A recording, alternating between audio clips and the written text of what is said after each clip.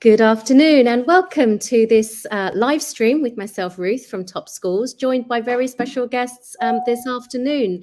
So let's get straight to it and welcome to Eleanor and Olivia from British Tutors. Hi, guys. Hi, Ruth. Hi, how are you, Olivia? Eleanor, can you hear me? We're having a little bit of technical issues. So just while I give Eleanor and my cat out of the way. So welcome for those of you who are watching live, or if you're watching on the replay. We do this every Thursday at 6 o'clock. Usually it's an Ask Me Anything about Hong Kong schools, but today we have a special topic, which is school entrance exams and some of the secrets, and Eleanor and Olivia are going to let you in on some of those secrets. So in the comments below, ask us anything related to school entrance exams. Let us know where you're listening from, which platform, which country, which part of Hong Kong, and we'll answer your questions live. And we have some pre-submitted questions as well. So, Olivia, welcome. Thanks. Thank you for having us, Ruth. It's very nice to join your Facebook Live. And where are you joining us from? I am in England at the moment, but just got back. I've been in Hong Kong and Singapore and just arrived in England a couple of weeks ago. And I just switched around and I just landed in Hong Kong yesterday. Nice. So, very, very quickly, could you just tell us a bit about British Tutors? Yes, absolutely. British Tutors is an education company based in Hong Kong, and we also have an office in Singapore as well. And we've been going since 2008, and we provide education consultation and also private tutoring. So our primary business is private tuition, helping students mainly get into schools, whether that is in Hong Kong or in the UK. We're specialists in UK school entrance as well. So we do a lot of work with families or students who are transitioning to UK schools. Yeah. So we help with school choices in the UK, and we help guide them with their academic learning to help them make that transition. And for our students who are staying in Hong Kong, we do lots of tuition to help them get into Hong Kong schools or to make sure that they're thriving in that particular environment. And that's why we decided to collaborate, because where you guys are looking at the academics, we're looking at the admission strategy. So we thought that was a great collaboration. So we've known each other, for a few years now. And so we have created an exclusive package for people who are watching this today. For people who are jumping on our website, we'll give you a link at the end. So please keep watching and get that link so that you could access this school entrance preparation course that we've put together with British Tutors. So if you have any questions at all, just go ahead and type the questions below from whichever platform that you're joining us from. Let's make a start. One of the things that actually, as you were doing the introduction to British Tutors, something struck me. I've been in Hong Kong for nearly over 30 or almost 30 years now. I lose track. And I used to think that tutoring was sort of a Hong Kong thing, that Hong Kong parents took tutoring to the nth degree. Yeah. But I've realized now, and I've moved my children to the UK, that it's not just a Hong Kong thing. It's is tutoring necessary for most children, would you say? Well, it's such a difficult question, because I think that that it's actually quite controversial. In the UK, it's really controversial because essentially lots of children who are doing those 11 plus and 13 plus common entrance exams have private tuition to get them through the exams. And there's a strong feeling in the UK that that's giving them an unfair advantage over parents who can't necessarily afford the extra tuition, or, who aren't kind of plugged in that way. So I think it's a really difficult question. I think that if your child is performing really well at school and you have no concerns about them and you're not making a big educational transition, I think you have to weigh up that extra tuition can be stressful for children. It can be giving them a lot of extra work on top of homework, and it might not be totally necessary. The school might be covering everything. If they haven't flagged up any problems, potentially no need. However, I think for children in Hong Kong who are moving schools or who are moving countries, I do think it gives a serious advantage. And I think that advantage comes from, particularly if they're moving abroad, the Hong Kong curricula, there are big gaps between what students are learning in Hong Kong and what they'll be learning in the UK and what their E- peers in the UK are learning. Even when they're in an international school, I think that's worth Completely. pointing out. Totally. Yeah. Doesn't matter what curricula even if you're at a British international school, it doesn't matter. The gaps are going to be there. Yes. And it puts you, I hate to say this well, but it does put you at a disadvantage because you're not competing against other international students. You're competing against your peers in the UK system who have been to top UK prep schools, and you're being measured against them. You don't really get an allowance for coming from abroad. And I think that tuition can completely cover those gaps and put you on a par with your peers in the UK. So it levels the playing field for international students, I think, coming into the UK system. And I think in Hong Kong, for students moving from the local system to international, or Hong Kong schools have such different curricula, such different syllabuses that they follow. I think, again, it can just level that playing field. I mean that you start at a level with your peers. That's a really comprehensive answer to the question, Olivia. And welcome, Eleanor. Can you hear us? Hello, I can hear you. I hope you can hear me. Hi. Okay, welcome. So I do agree with almost with all of that. And I would just add that when they are moving straight from the local system to, let's say, the UK, we would generally advocate like 2 to 3 years in an international school is going to ease that transition greatly as well. Because as you say, that the academics, there's a difference in what they're learning. So if English language is going to be an additional challenge, you kind of want to remove that additional challenge as far as possible. So good start. Thank you for your question, Li Ming. And Li's asking about specific schools in Hong Kong, which I will get to at the end. If you have any questions related to school entrance tests in Hong Kong or the UK, my experts this afternoon are Olivia and Eleanor from British Tutors. And we've collaborated on a school preparation package for both primary and secondary, which will give you details at the end. So let's go to something that people ask me a lot is you covered some of it, but let's say the parents have decided that they do want to explore the possibility of tutoring. Where do you start and how do you benchmark each child to be able to then build a bespoke program for him or for her? Who would like to take this? I'll talk a little bit about this. And what we very often do with families when they join us is put together a kind of bespoke assessment package for that child, which will give them a few different papers to sit. We've chosen those to go for a sort of high international level, and it will involve maths, English and reasoning skills, which are very important across a wide range of entrance tests.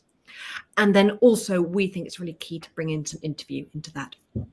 So we will put together this assessment for a child and use the marks from that to not only give a gauge as to where they sit and what kind of school might be good for them to look for, so sort of give a good bracket against the peers, but to go beyond that, what are the gaps that can be filled in?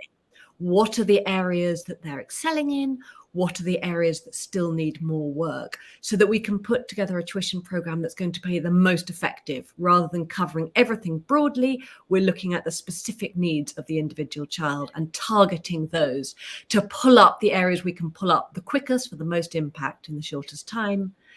If we've got a short time window, if we've got a longer time window, then we will really build up on all those skills and do a continuous assessment. So this wouldn't be something we would then do once, but we could come back to and keep looking at where we are against where we need to get to. So it really depends on the time frame that we've got before a UK school entrance process. Right. So that's talking about UK schools, and it's really important that you Hong Kong as well. Oh, sorry, whichever school entrance we're working towards. Yeah, it's pretty much the same. Yeah. Look at Yeah. where we've got to get from, where we've got to get to, and the time frame we've got to do it, so that we can use that time in the most effective manner. So it's really important that you identify that as professionals, that you need to identify the gaps and start there, because I think there's some a different approach would be, okay, you're grade 6 or you're year 7, we're going to start with a year 7 program and we're just going to go through it. I've seen that happen, and unfortunately I've seen a lot of parents and children cover a lot of content that they already know. Yeah. So I think that's a differentiating factor of British tutors, that you're able to identify the gaps and address the gaps. Yeah. Can I add something to that as well, Ruth, which I think is really important when you're thinking about Hong Kong and UK, school preparation, is that there's one thing to prepare a child for the entrance test and to get through that testing process, but that's another thing to also be thinking beyond that to when they actually start at the school. So what we really work hard to do is look at that benchmark assessment Eleanor's been talking about at the beginning of a process with a family. We look at that and we look at the stage of getting them through the exam and the stage of getting them beyond that, so that once they start at their new school, they are already on the front foot. They're already feeling academically prepared. They're feeling like they're confident, that they're at the same level of their peers, that if the school is in sets, they're in a good stream in the school classes for each subject. And then they're able to concentrate on all the other side, the social side, the settling in, the making friends, all of that. And for us, it's the whole journey that's important, not just getting through that entrance exam. So we really do try to prep beyond the test. The test is something all our students, we hope, will pass. It's beyond that as well. Look to really academically prepare them. Yeah, we've occasionally, not too often, but we've occasionally had conditional offers where they identify that the gap is a little bit larger than they would like, and they would say, okay, we will accept this student in August, September, on condition that she will study this, that, and the other over the summer. So we've seen that as well. So, and 100%, I mean, as you say, when you're moving a child from an IB curriculum to a UK, or there are lots of gaps. So as far as possible, as parents, we would, you want that child to sort of hit the ground running and not be too stressed. And so I guess tutoring do better academically as well. They'll do better academically if they're not stressed, if they're happy, if they're enjoying the school when they get there, 100%. If they feel relaxed, all of it. 100%. So it's really important to identify the gap. Now, what I want to ask you next, and I don't know, I mean, we see some parents that have slightly unrealistic expectations, right? The gap is huge, or the gap's rather large. And like you say, we use that to some extent to identify, which schools we feel this student is going to be successful. Because the last thing we want to do, what we do, is we want to set the children and the whole family, we want to set them up for success. So if they're going to apply to the school, go for the test, and then get a no, we feel that that's a shame, and we really try to avoid that. So how can you identify the size of the gap, and what can you accomplish in a certain amount of time? Shall I answer that, Eleanor? Sorry, it's a big one. Yeah, that is a big one. I think it depends on various things. I think parental involvement is really important. I think clear communication with the parents is really important. And I think setting realistic expectations is important. So I think before we take on, we can assess a child, identify those gaps, and then a big part of our job is communicating with the family what our findings are, what's a realistic pathway for that child. And working with you, Ruth, in doing that as well, in kind of having a combined approach with the family to say, right, these are the schools we think are appropriate. If we want to go for these schools, which are of a very high level, then this is what we think we're going to need to do. We're going to need the family's involvement outside of lesson time to, read books, discuss things with the child, make sure homework is done, really get invested in that. And in looking again at the time frame, seeing how much time we have available for lessons, what we can accomplish within that time, and maybe put in another assessment a little bit further through the process to check in and make it clear with the parents where the child is after a month of tuition and where we then expect them to be after another month of tuition. So there's one side of this which is all about that communication between us, you, them, making sure that it's a really cohesive plan which everybody understands and that everybody is realistic about as well. We can do huge amounts with children, but we can't work miracles. And we want to be realistic with parents about that.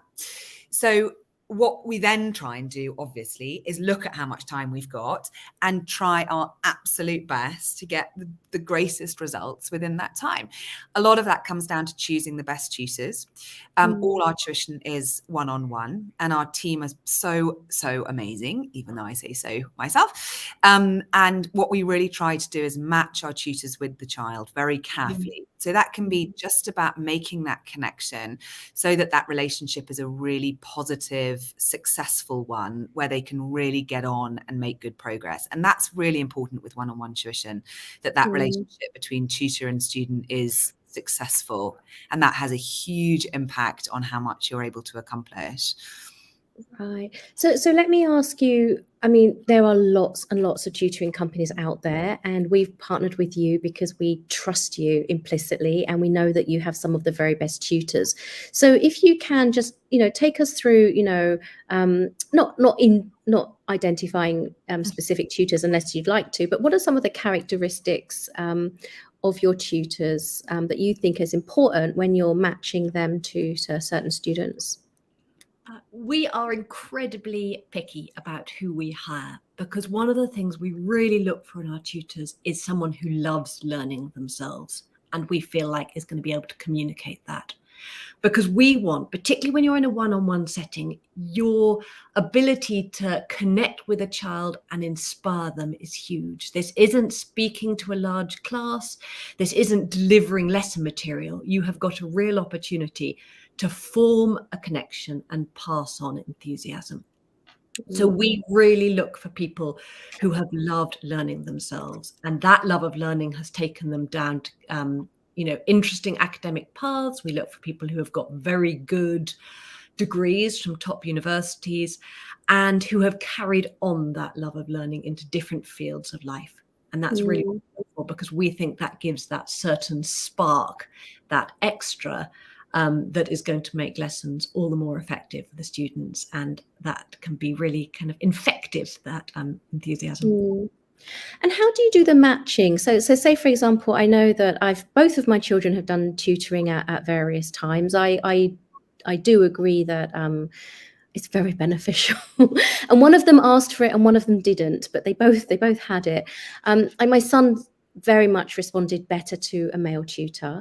And so what's the process that you go through with parents and students in order to match to a particular tutor? Well, we try to really speak to parents and get as much information in those early stages, so that we're not just taking the most basic information about the goal. Is we're really exploring where it is that a child is coming from, what it is they enjoy, what's been successful for them in the past, what motivates them, where they need to get to.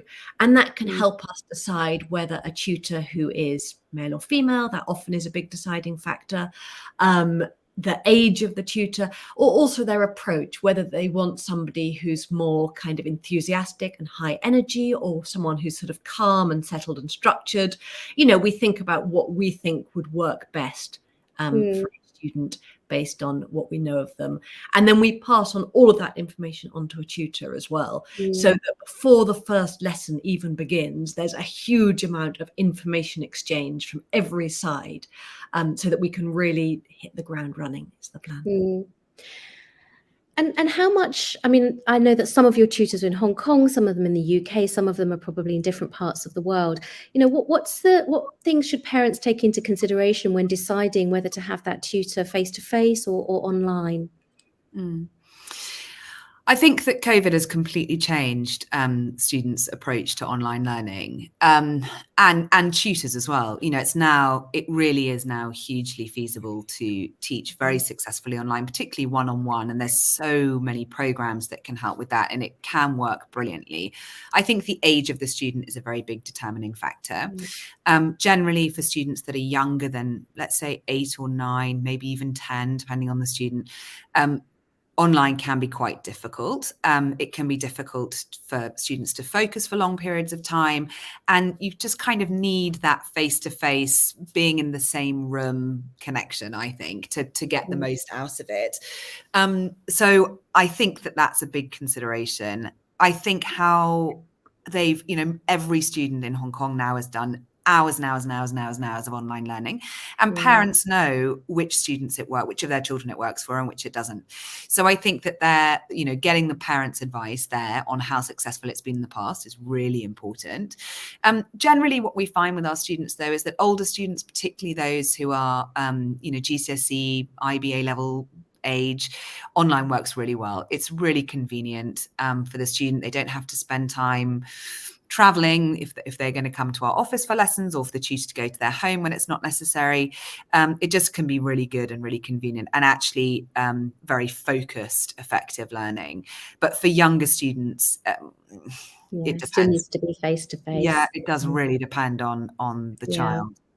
Yeah. What we have found, which is a nice kind of mixture of the two, is often we are having students having hybrid lessons. They've got a tutor on the ground in Hong Kong. They know they've built up that personal relationship face to face. But then when the family's traveling, when the tutor's traveling, when something else is happening, or lessons need to be added in, it allows online, kind of gives a whole new flexibility and allows a mixture of both, which can bring together the kind of convenience of one and the relationship building of the other. Yeah, that's a really good point as well. I have a few questions. One's about a particular Hong Kong school.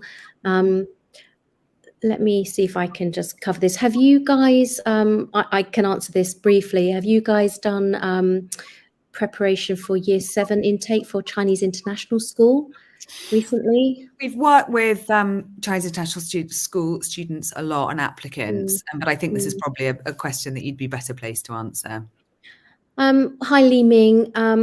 This relates actually to another question as well, which is most schools are using a combination of, and I think this is the same in the UK as well, they're using a combination of a standardized test then plus their own test.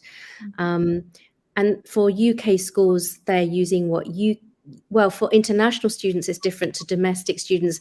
I'm going around. Li Ming, the short answer is they use a standardized test called IDAT. At least they have been for the last couple of years. It's kind of new to CIS, and no other schools are using it currently in Hong Kong. Then they go into their own papers and an interview. So I hope that answers your question briefly, Li Ming, but it's hard when maybe Eleanor or Olivia, could you talk, generally about UK schools, the standardized, what tests are required, and how do you prepare children for those tests? So actually, I think it's exactly as you said. I think it is very, very similar with Hong Kong and UK schools. I think most schools use the first round very often, and particularly for international students, is that standardized test. Tests like UKSET, very, very popular as a first round. Yeah. Sorry, go ahead. No, I have some reservations about UKSET, but I do believe that they're phasing it out. I think a lot of schools are moving away from UKSET now. Yeah, and it's just actually the UK school entrance process is going through quite a transition, I think, post-COVID and with various other things. And schools now quite often using their own their own kind of computerized adaptive testing as well. So I think we're going to see a lot of changes in the next couple of years about how the entrance process works.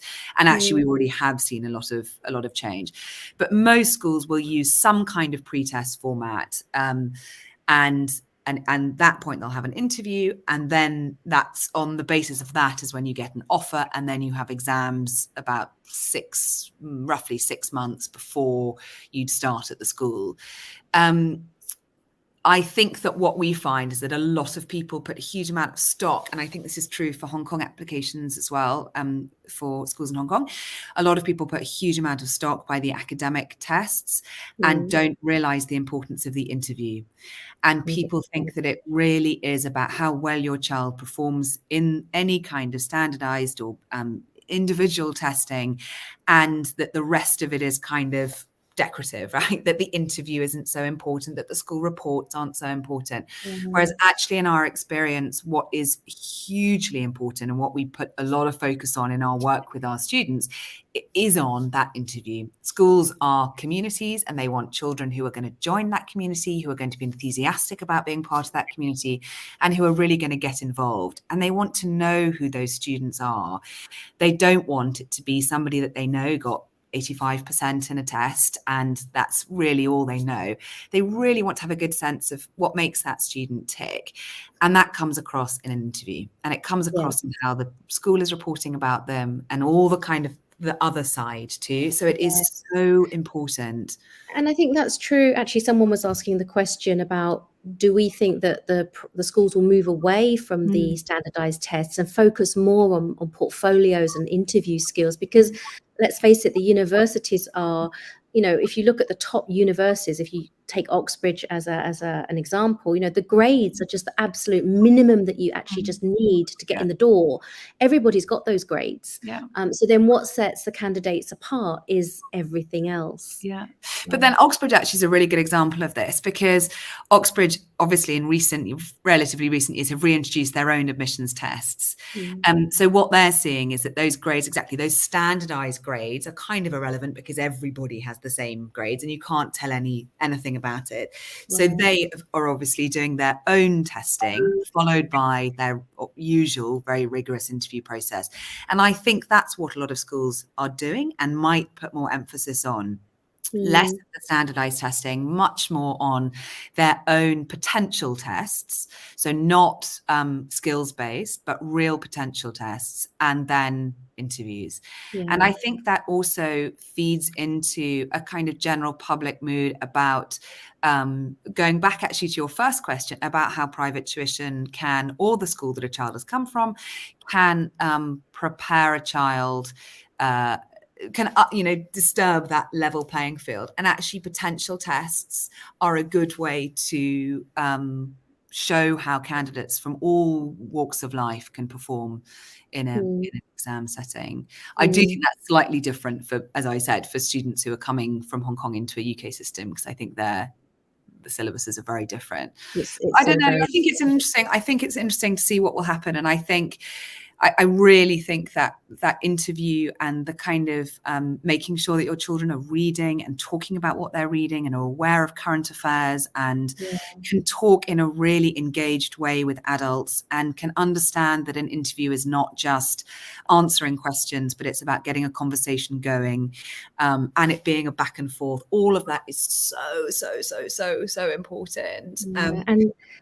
And that is something that is those skills are supported in an international, in a Western environment. I need to plug in my MacBook.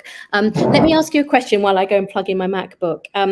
You mentioned Hong Kong students, but what is it about Hong Kong students that, you see that maybe they're focusing on maybe the wrong things, that they should be focusing on other things? Sorry. I don't know. You should ask. I think one of the main things that we see time and again across students who are in the Hong Kong schooling system is a difference with how humanities are taught. And this is across international school systems, local school, across the board. The way that English and humanities is taught is not as discursive and explorative as it is in the UK system.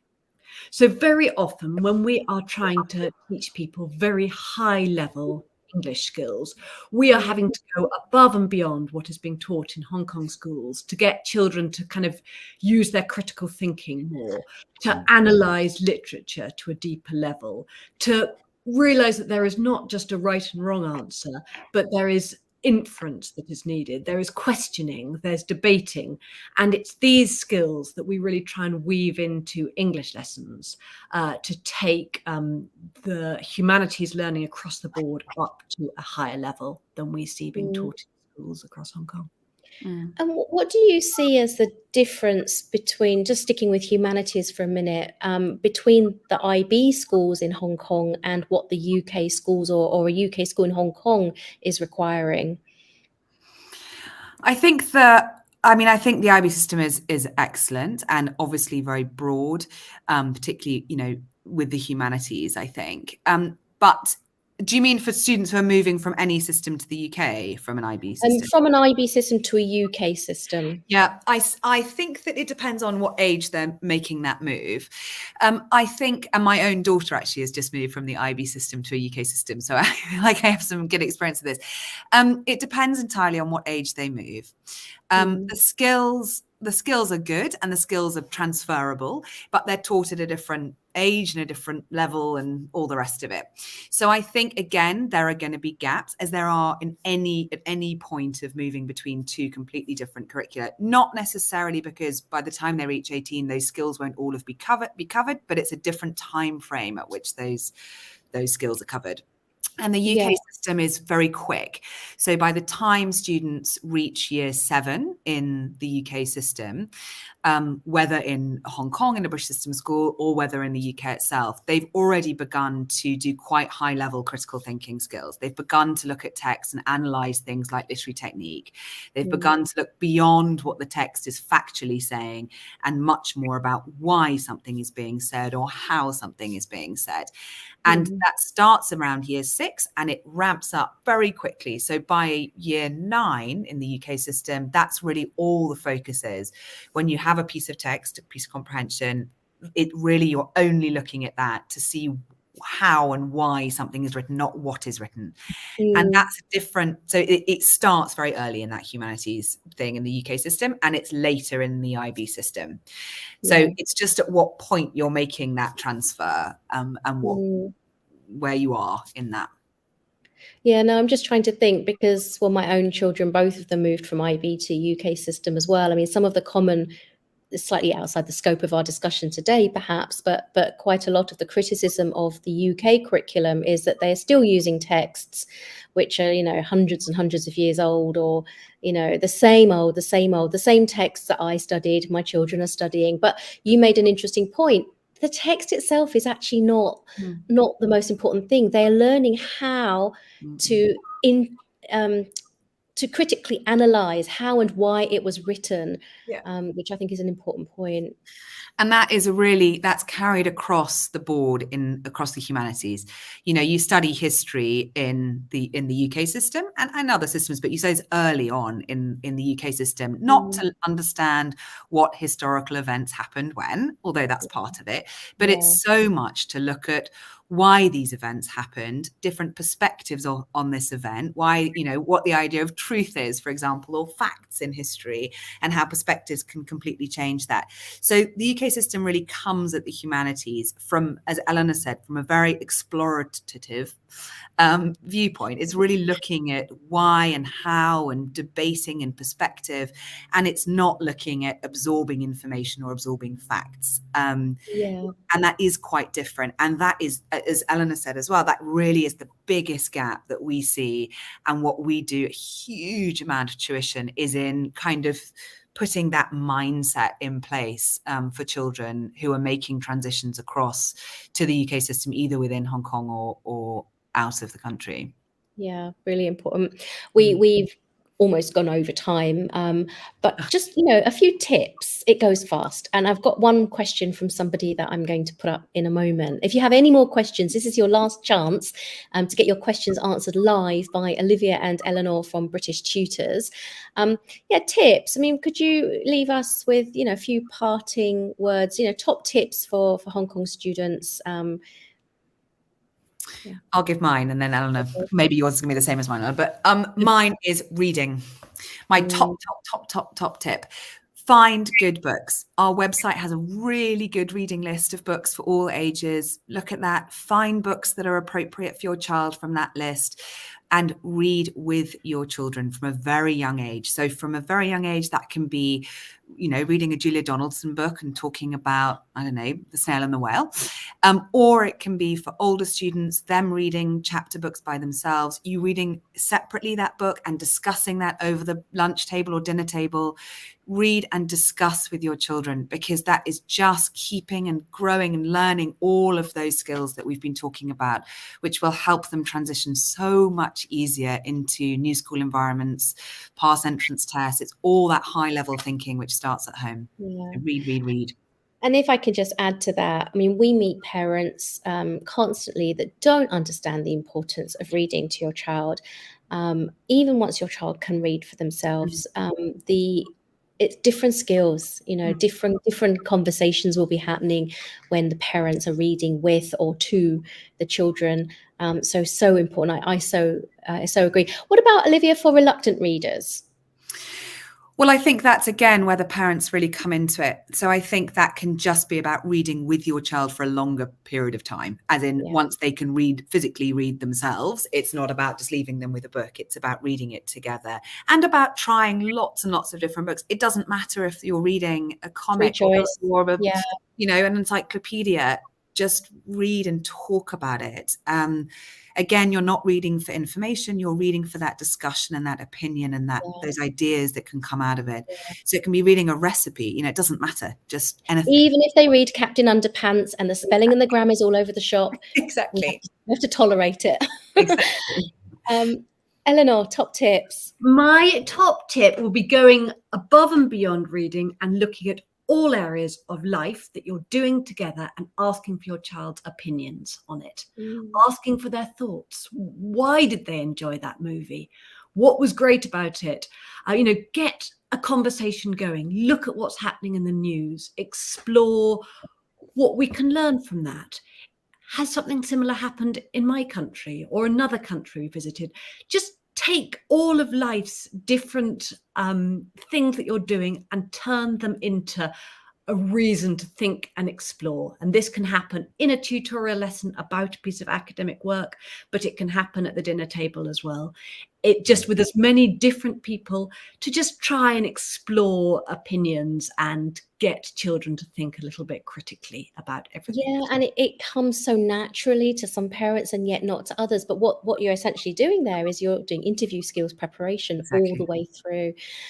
We've had some students really, unfortunately, just stumble at the interview where then they're just not interested in, as you say, Eleanor, in life.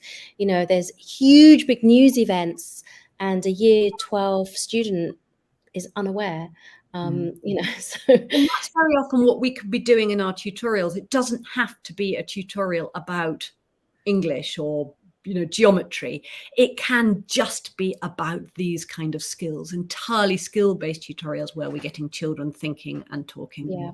Yeah. And actually a lot of what we do with interview prep, which I think works really well, we've had huge success with, is having one tutor who does all that skills-based learning, and then in quite a short period of time have, say, 3 or 4 new tutors do mock interviews. So they're seeing different people, having that different kind of dynamic with another adult, and having to work on those skills in that kind of mock environment. Getting comfortable with unfamiliar people and places. I've got a question. I think LinkedIn doesn't bring over the name, but I'm not quite sure what they're getting at. Single parents, okay, respect. I mean, it's difficult enough being double parents, especially those who can't afford private expenses to create portfolio. I'm not quite sure what you mean, what you might need a portfolio for. In Hong Kong, a lot of parents think they need a portfolio to apply to an international school. You don't. But I'm not quite sure. Do they need portfolios for UK schools? No, we have the same misconception. A lot of parents think this about both Hong Kong and UK schools. No, you do not. Yeah, maybe the answer to your question is that maybe stressing about the things you don't need to stress about, really, that you don't need a portfolio. Maybe if you're applying to a local school in Hong Kong, that's not my area. But for international private schools in Hong Kong, in the UK, you do not need a portfolio. In fact, when I get parents sending me certificates for this, that, and the other, it gets filed away. I mean, it's the schools are not impressed by a lot of activity. The proof is in the pudding, as you say, when it comes to interview. So your child might have done their grade 5 violin. That's a fact. How passionate are they about music, and what does it mean to them, and how can they express themselves about this in an interview is what's going to count. I think no, you don't need a portfolio at all for ASHK. This is American School Hong Kong. Give me a call or let's chat offline. I think we'll leave it there for now. We've gone a little bit over, but it's been super interesting. Thank you so much for joining us. I have a link to put up. So thank you so much for collaborating with us on this. We're super excited. We're launching a new school entrance preparation courses in collaboration with British Tutors. So register your interest. The link is below, and we will be in touch with you. You can sign up. They're limited spots because the tutors have limited amounts of time. So these are designed for children who will be applying for entry in 2023, for entry to a school in 2024. And beyond, and even 2025. So it's not too early. So we have different packages for primary and secondary. Follow the link, and we would love to discuss that with you more. Thank you so much, Eleanor and Olivia. Hope it's sunny there today. Yeah, it is actually, surprisingly. Very, very, very hot here. So maybe we can do this again. And for those of you who are watching on replay, if you would like to type your comments, we will ask Eleanor and Olivia to answer the comments there too. So thank you for watching. We'll be live the same time next week, Thursday at 6 p.m. It would just be myself. Ask me anything related to Hong Kong schools. Thank you for watching. Thanks, Eleanor. Thanks, Olivia. Thank you so much, Ruth. Bye. Bye.